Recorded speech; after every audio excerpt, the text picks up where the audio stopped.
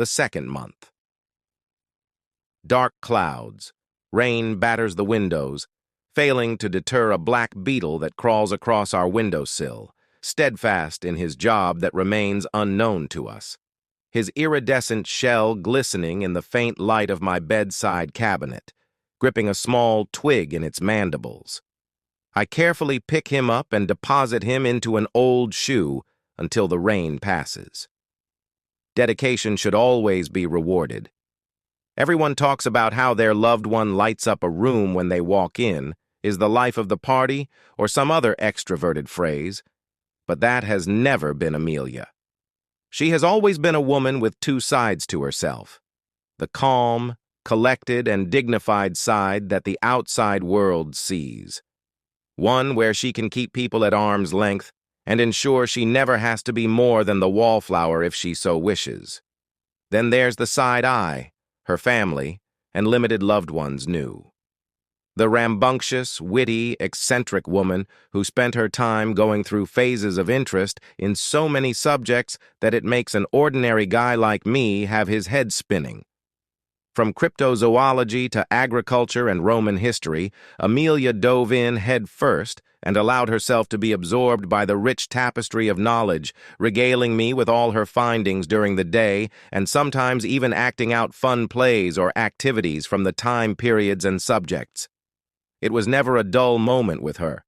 The first year I met her, she was a lover of surrealist films, art, and music.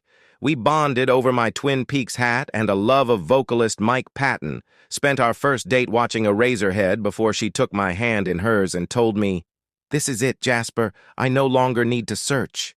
And by God, if I didn't believe her. I want you to understand who she is, what she means to me, because otherwise I fear my decision-making the past 9 months will not fully be appreciated, or worse, scorned. That first month involved a lot of pent-up emotions on my end and stoic optimism on hers. She was always a spiritual person who obstinately believed that while there was no particular God who would answer her prayers, that we didn't come to Sturgeon for nothing, and she trusted in the powers that be to determine what would happen next. Easy for her to say when she wasn't the one witnessing the steady decline of the one she loved. Countless days spent watching her muscles weaken, her cognitive abilities grow worse, and her memory falter. Never did I think I'd be telling my 32-year-old wife that I was her husband and not an intruder she needed to fear, nor a teacher coming to discipline her. Those nights were hardest on us both. I slipped out one evening when her diazepam had knocked her out for the night, and while sobbing in the car, punching my steering wheel as the heavy rain muffled my screams, I remembered the card I'd been given.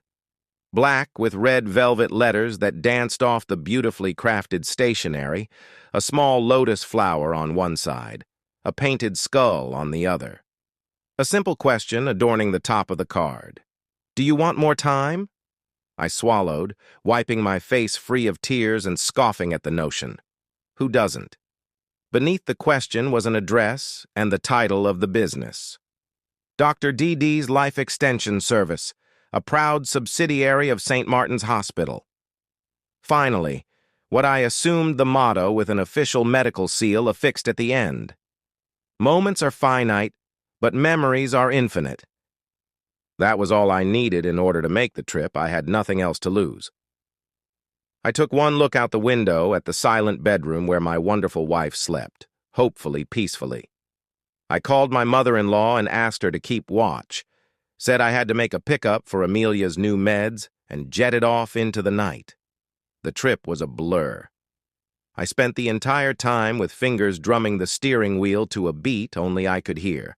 Lights flashing by like checkpoints on a race course as I hurtled down the main roads until a small sign jutted out of an intersection. Myopic Road, south. Sturgeon Central, northwest. Dr. DD's Life Extension Service, east 2 miles. Turning my car onto the dimly lit street, I knew that no matter what I encountered or trials I faced, it would be worth the effort. If it means giving Amelia more time, anything was. The converted shipping container sat in the center of a large clearing that I assume was once a parking lot. Rust still steadily overtook the sides of the structure, white paint interspersed with bright red lettering, and a neon sign flashing its availability kept the building and parking area lit. But the greater area was still enshrouded in a thick darkness that felt far too imposing for its own good. Still, I was determined, and no amount of threatening aura would deter me.